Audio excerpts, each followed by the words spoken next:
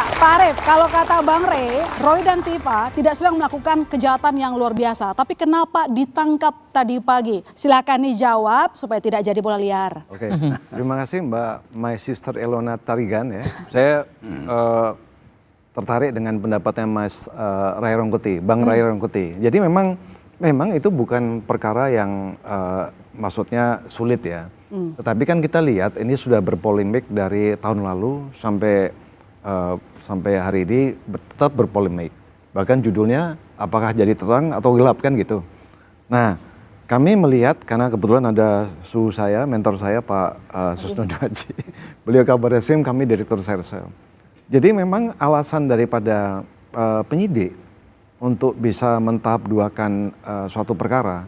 Kalau penyidik itu sudah berkasnya yang di tangan itu sudah P21, itu seperti ibaratnya mahasiswa yang lulus skripsi dapat gelar. Nah, sama dengan penyidik, apalagi atensi daripada kasus ini luar biasa. Nah, yang kami lihat begini, hari ini itu merupakan rangkaian daripada suatu penyerahan tanggung jawab dari penyidik kepada jaksa penuntut umum, ya kan? Masih merupakan bagian rangkaian. Itulah sebabnya penyidik Polda Metro dalam ini Dilkrim atau Subdit Kapnag itu dia akan berbuat as perfect as possible, seperfect mungkin. Jadi mereka tidak mau salah dan tadi mereka juga mengatakan sesuai dengan SOP. SOP-nya apa? Ya mereka punya KUHP baru, Undang-Undang Nomor 20 2025 tentang KUHP baru, yaitu pasalnya 61 ayat 4. Jadi mereka punya kewajiban untuk menyerahkan berkas yang sudah dinyatakan P21 kepada JPU. Nah, kemudian mereka juga punya peraturan Kapolri nomor 6 tahun 2019 tentang penyidikan tidak pidana. Pasal 29 ayat 1 ayat 2, di situ dikatakan pada waktu hendak mau menyerahkan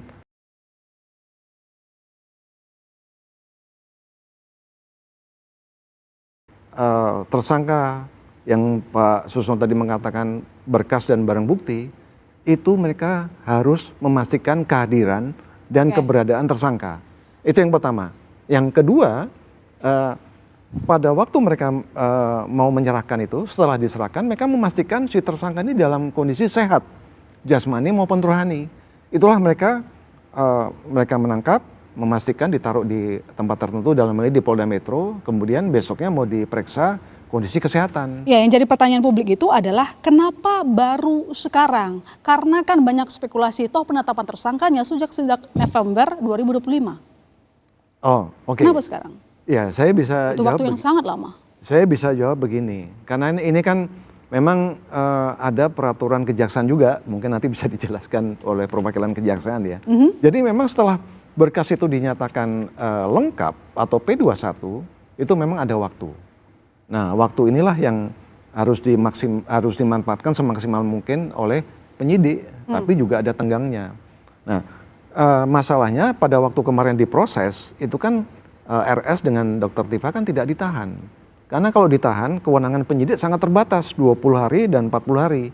Jadi nanti akan dikejar oleh waktu. Nah, sekarang dengan ada yang tidak ditahan itu mereka agak sedikit leluasa. Tetapi begitu di ujung daripada berkas itu komplis, tuntas, tapi ini masih masa peralihan dari penyidik kepada penuntut umum. Nah, itulah sebabnya sekali lagi yang bisa kami pastikan bahwa penyidik tidak mau kecolongan. Dalam arti kata harus memastikan kondisi keberadaan dan kehadiran tersangka yang mau diserahkan termasuk kesehatan. Jangan sampai nanti begitu diserahkan, loh ini kok sakit gitu loh. Nah, makanya besok akan diperiksa kesehatan jasmani maupun rohani. Demikian, Mbak. Oke, baik. Coba ke Pak Jasman. Jadi kenapa kira-kira penetapan P21-nya memakan waktu cukup lama? Apa sih biasanya kendala sehingga memakan waktu cukup lama seperti kasusnya Roy dan juga Tifa ini? Sebenarnya ya, Mbak Igan, ya, memang ada koordinasi antara jaksa peneliti, namanya jaksa peneliti, meneliti berkas dengan penyidik. Nah, ini ada koordinasinya. Apa yang kurang lagi dilengkapi oleh penyidik. Gitu loh. Jadi ini bisa saja memakan waktu. Jangan sampai terjadi seperti yang selama ini, sampai bertahun-tahun ada penyidikan nggak tuntas-tuntas. Nah, ini Kalau ini kasus Tiva dan juga Roy ini sudah kadaluarsa atau belum P21-nya? Belum, tidak ada kadaluarsa di sini, nggak ada. Kadaluarsa itu nanti Anda kata misalnya penyidik ini justru tidak menindaklanjuti. Nah, tidak menindaklanjuti dengan penyerahan tersangka dan barang bukti. Nah, dalam hal ini kan kita, kalau saya melihat ya udah fair. Semua ini sesuai dengan kewenangan masing-masing. Oke. Kewenangan penyidik sudah. Nah, kalaupun dia misalnya apa disebutkan tadi dipersoalkan kenapa harus ditangkap segala macam, loh, ya memang begitu. Itu termasuk kewenangan daripada penyidikan. Oke, coba saya ke Pak Suparji. Kalau Anda sendiri, analisa Anda, kita sudah tahu sama-sama kasusnya Roy sudah sangat lama. Tersangkanya November 2025. Baru tadi pagi ditangkap dan P21-nya selesai. Ada apa sih di balik ini? Kenapa bisa harus butuh waktu yang sangat lama? Ya, pertama perkara ini sudah tidak menjadi bola liar lagi. Karena sudah akan dikirim ke pengadilan. Dan ini sudah masuk babak final. Karena tinggal 2 pemain saja yang ada di gelanggang nanti. Roy dan Tiva, yang lain sudah tersisih di babak penyisihan. Dan kalau kita cermati, memang faktanya tadi ada pengamanan atau kemudian kata lain adalah penangkapan, tapi bahasa yang dipakai adalah pengamanan kan. Terus kemudian penahanan. Nah, penahanan tadi kalau kita dengarkan keterangannya kan dalam rangka memastikan keberadaannya karena berkas perkara sudah P21. Untuk melihat fenomena ini, maka ada tritura, 3 tuntutan aturan, yaitu substansi, prosedur, dan kewenangan. Secara substansi bahwa memang ini penangkapan ini dimungkinkan, penahanan ini dimungkinkan. Secara kewenangan memang menjadi kewenangan penyidik. Tetapi bahwa dalam konteks penahanan, KUHP yang baru ini, itu kan sekarang sudah bergeser sangat signifikan, bahwa alasan-alasan itu 8M dan 1S itu harus sudah terukur dan nyata. Bahwa alasan lagi tidak sekedar psikologis, kekhawatiran-kekhawatiran, atau kemudian asumsi, tetapi harus bersifat historis dan empiris, nyata dan pasti. Misalnya apa? Tadi Bang disebutkan kaitannya harus jelas bahwa dikhawatirkan, kalau dulu bahasanya, ini alasannya bahwa mangkir dari panggilan. Ini harus jelas, 2 alasan alat buktinya harus ada. Bahwa ada panggilan tidak hadir, dan kemudian ada bukti berita acara tidak hadir. Atau kemudian yang kedua alasannya karena mempersulit proses pemeriksaan. Bahwa misalnya dipanggil atau kemudian alat buktinya dihilangkan. Atau kemudian melakukan pengulangan tindak pidana harus ada buktinya bahwa misalnya ada laporan-laporan baru atau kemudian ada alasan untuk menyelamatkan yang bersangkutan karena mungkin dalam ancaman atau ketakutan. Nah, kalau pertanyaannya tadi, kenapa ini kok bisa lama perkaranya ini, bahwa tadi karena faktor memang tidak mudah proses pembuktiannya.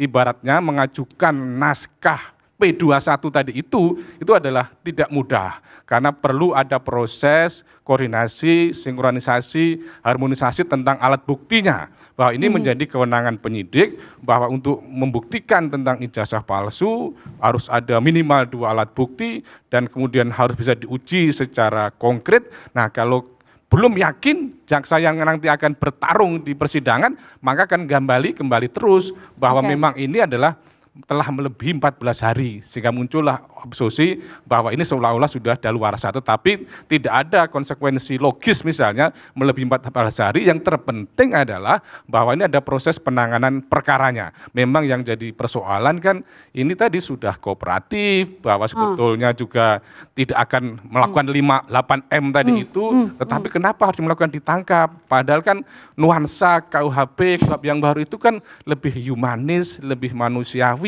Yang terpenting fakta terungkap secara terang-benderang di dalam persidangan, tidak perlu harus kemudian ditahan. Kan penahanan ini bukan suatu keharusan, bukan suatu kewajiban, tetapi kewenangan yang tidak boleh dilakukan secara sewenang-wenang atau melampaui kewenangan atau kemudian mencampur adukan kewenangan. Ya kita tunggu saja nanti. Baik. Persis, itulah yang sebetulnya tadi juga saya ingin jelaskan tuh kan. Coba kita lihat lagi dulu pendekatan sosiologisnya ya. Ditangkap. Kalau tadi Pak Parji mengatakan tidak ditangkap, Bahasa diamankan. umum kan pengamanan kan. Ya Kalau bisa artinya diulang dalam gitu. bahasa yang lain diamankan.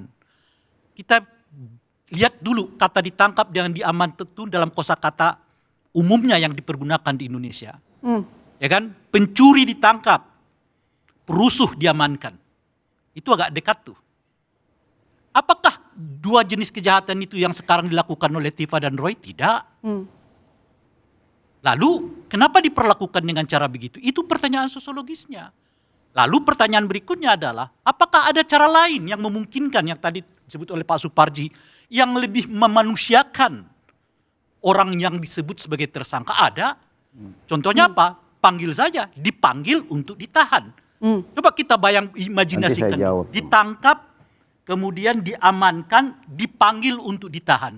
Mana kira-kira yang lebih tepat sandarannya diberikan kepada Bung Roy dan juga Ibu Tifa gitu.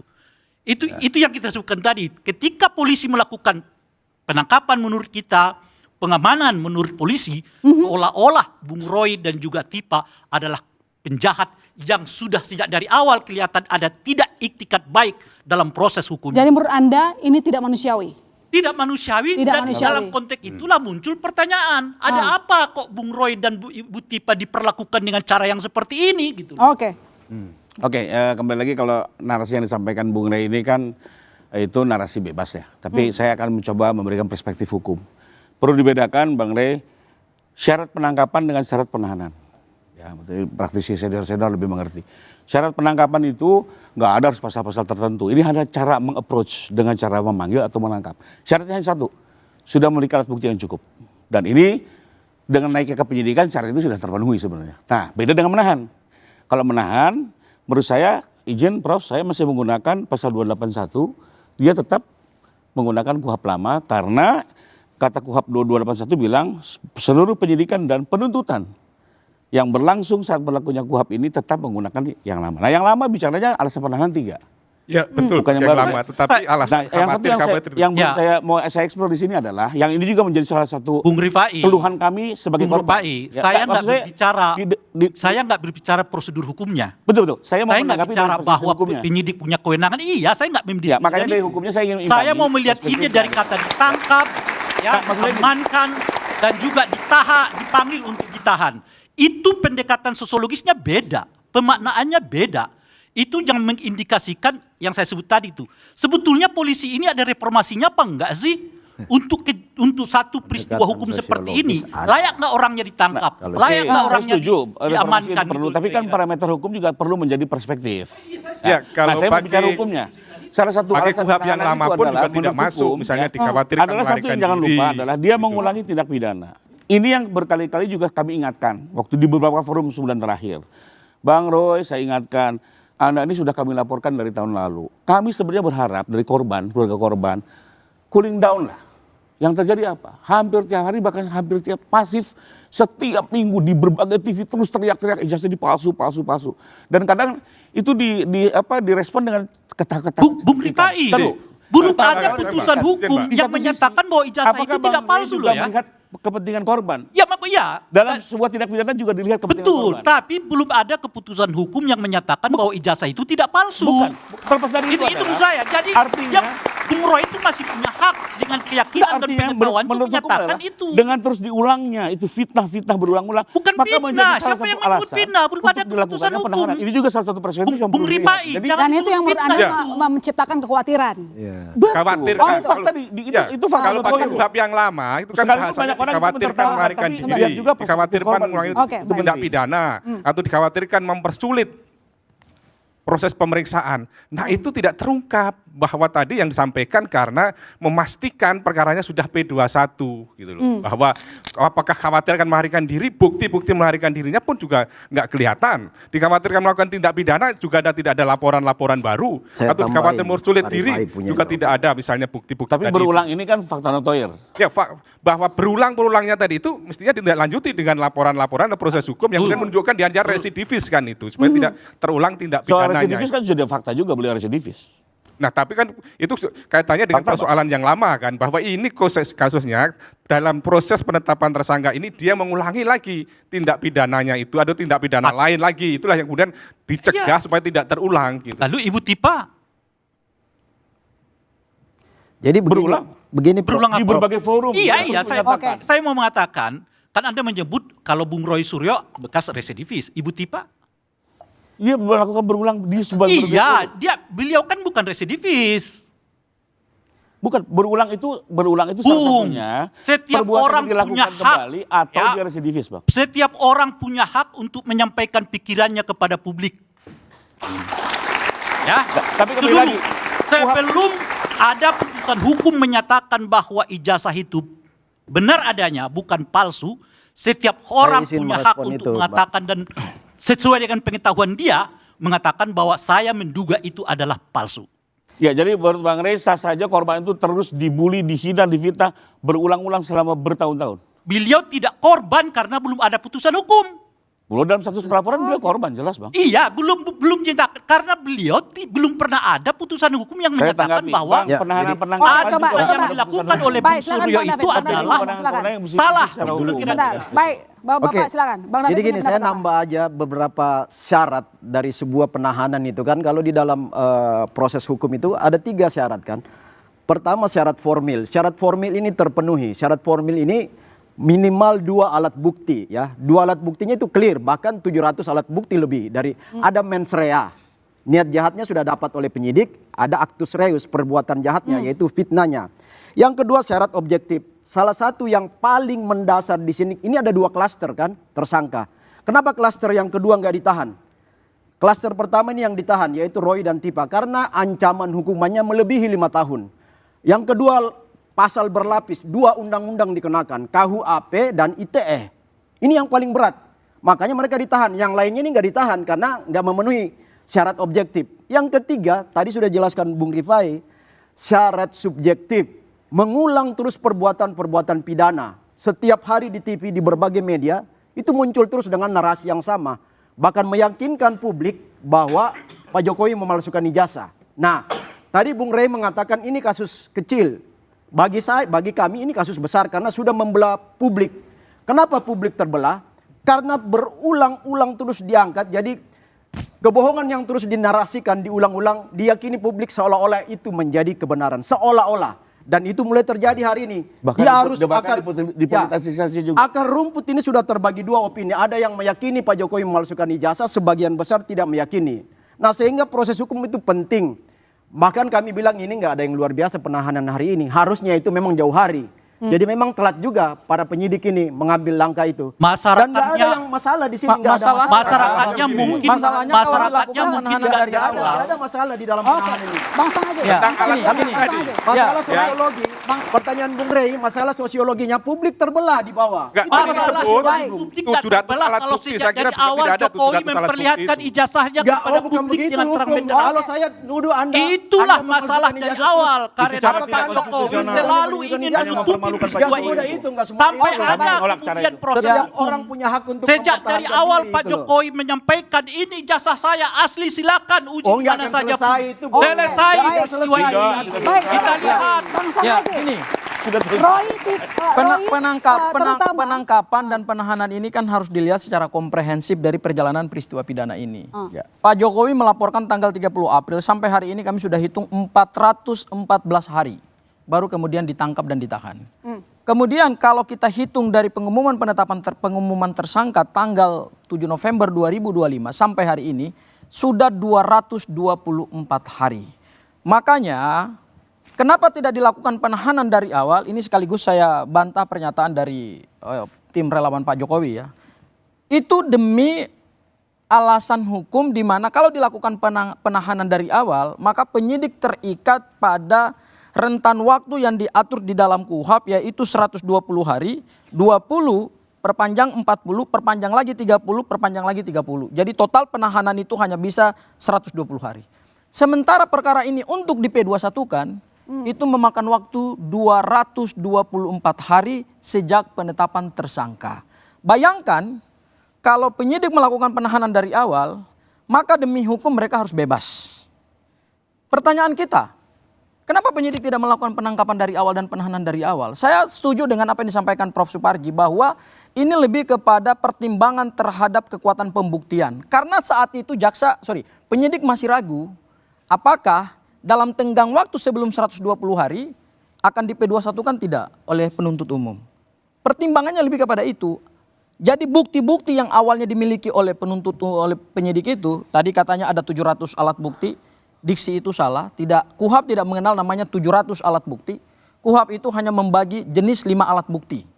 Di KUHP yang lama dan di KUHP yang baru itu hanya 8 jenis alat bukti. Jadi tidak ada namanya 700 alat bukti. Itu diksi yang salah itu diksi yang tidak sesuai dengan Kategori Bung, kategori ada 8, tetapi semua unsur itu alat bukti 700 itu alat barang bukti bukti itu bukan mungkin. itu bukan alat bukti. Itu semua ada. Alat bukti itu Di ya cuma Undang-Undang bukti surat, bukti saksi, kemudian keterangan tersangka, kemudian keterangan terdakwa, ahli, dan kemudian adalah petunjuk kalau menggunakan KUHP yang lama. Jadi tidak ada namanya 700 alat bukti. Sementara yang disita oleh Polda Metro Jaya itu 709 barang bukti. Nah, itu melebihi dari 2 Ya, kan? jadi itu bukan alat bukti namanya, itu Bukan alat barang bukti. barang Anda nggak paham bukti. hukum, Anda salah diksi. Jadi gini. Gini, Anda jangan membodohi publik ya gini. Loh, Harus dibedakan apa yang dimaksud dengan barang bukti dan apa yang dimaksud dengan alat bukti. Alat bukti adalah instrumen untuk membuktikan suatu perkara pidana. Makanya kemudian KUHP memberikan 5 kategori alat bukti, yaitu keterangan saksi, keterangan ahli, keterangan terdakwa, kemudian petunjuk dan surat. Ngerti. Di KUHP yang baru kemudian di breakdown lagi luas menjadi 8 alat bukti. Nah, yang disebut barang bukti itu apa? Termasuk punya ijazah Pak Jokowi. Ini kan kita juga bertanya, ijazah disita. Penyitaan berdasarkan pasal 39 KUHP yang lama itu hanya bisa dilakukan terhadap barang bukti yang kategorinya ada 5. Pertama adalah barang hasil kejahatan. Kedua adalah barang yang dilakukan untuk melakukan kejahatan. Terminologi Ketiga, disita barang dari yang siapa? dilakukan untuk membantu Gafur. proses kejahatan. Keempat, barang yang berkaitan dengan kejahatan itu sendiri. Dan kelima adalah barang yang dilakukan untuk menghalang-halangi proses penyidikan. Itu kategori barang bukti. Itu Siapa tetap yang diatur memberi dalam pasal 39 KUHP ijazah yang Pak lama. Jokowi, siapa yang memberi status itu disita? Loh, penyidik sendiri kan yang menyita. Enggak, ya itu kan terminologi Anda. Loh, kok terminologi bahwa saya? itu dititip, Penyitaan disimpan. Enggak. Penyitaan Kalau- itu kalau- dilakukan kalau oleh bukti Polda Metro pelanggaran Jaya pidana, berdasarkan iya. kewenangan yang diberikan Tunggu pasal dulu. 39 Kalau bukti dan pelanggaran pasal pidananya 40. disita. Anda bukan orang hukum, jadi Anda tidak paham bukan hukum orang gitu hukum. loh. Saya orang hukum, Penyitaan tapi saya itu, bukan lawyer, penyitaan ya. itu adalah kewenangan penyidik untuk menyita barang bukti berdasarkan kategori yang diatur dalam pasal 39 KUHP. Yang datang, apakah ijazah itu diambil oleh penyidik di rumah Pak Jokowi? Saya tanya. Enggak kan? Loh, Pak Jokowi datang membawa. Anda ngerti nggak penyitaan? Ya, Dan Anda ngerti nggak proses penyitaan? ini kan bukan penyitaan. Loh, disita dong. Bukan, kalau Bang. nggak disita, Makanya maka tidak terminologi pernah Anda gini, menyita itu, kalau tidak itu lahir disita, dari Anda. maka tidak pernah ada proses pemeriksaan laboratorium forensik. Oke. Ini Itu ada bukan proses wajib. penyitaan. Ijazah Pak Jokowi itu bukan Penyitaan disita. penyitaan itu ketika mau dilakukan Disimpan proses untuk barang pemeriksaan pembuktian laboratorium nanti forensik, terhadap kasus maka fitnah. harus disita Itu barang poinnya. bukti. Oke, Barang bukti baik. kalau nggak disita, nggak bisa diproses oleh laboratorium forensik. Terminologi Itu disita ketentuan kan Anda yang hukum. melahirkan Kok- itu. Saya coba ke Pak Itu Susno. Dari Pak penyidik. melahirkan, Anda Jadi bukan dengan dulu apa? alat Anda Tapi bukan bukti orang yang penyidik ada. nggak pernah Baik. men-step Baik, saya bahwa ke itu Pak disita. Susno. Nggak ada. Dengan alat bukti Penyidik yang nggak ada. pernah. Kalau tidak Bagaimana pernah buatnya? disita, maka tidak keluar hasil laboratorium forensik. Oke, sebentar. Karena udah Sebentar. keluar laboratorium forensik, mekanismenya Baik, sudah penyitaan. baik, sebentar, Anda baca sebentar. perpol. Baik, saya coba ke Terminologi Pak Anda Susno. seperti Dengan itu. alat bukti Saya yang ada, tidak bagaimana memihak membuatnya siapapun terang? ya. Saya hanya berdasarkan Nggak apa-apa juga, pengalaman bagian saya dari pihak juga nggak sebagai apa-apa. penyidik dan berdasarkan hukum. Saya nggak bela Pak Jokowi, nggak bela Pak Roy, semua saya kenal, semua teman. Ya. Oke, tapi secara hukum penyitaan itu tidak harus diambil di rumah. Bisa saja pada waktu seseorang datang ke kantor Ya. polisi, Menyerahkan. kemudian menyerahkan, langsung dibuat surat penyitaan. Karena diambil terlebih dahulu, maka izin persetujuan pengadilan atau penetapan pengadilan kemudian menyusul. Nah, baru setelah disita, Forensik. kalau sudah masuk tahap penyidikan, baru sah dia masuk lapor untuk diperiksa. Dan pemeriksaan hasil lapor dibuat berita acara pro justisia. Begitu. Jadi clear ya Mbak Katarigan ya, yang saya sampaikan tadi clear. Satu lagi Mbak Katarigan, saya mau sampaikan apa yang disampaikan oleh Bang Rifai. Hari ini tidak ada proses penggeledahan. Ya, tidak ada penggeledahan dan tidak ada penyitaan barang bukti baru, tidak ada. Penggeledahan yang tadi saya maksud adalah surat untuk izin masuk rumah seseorang.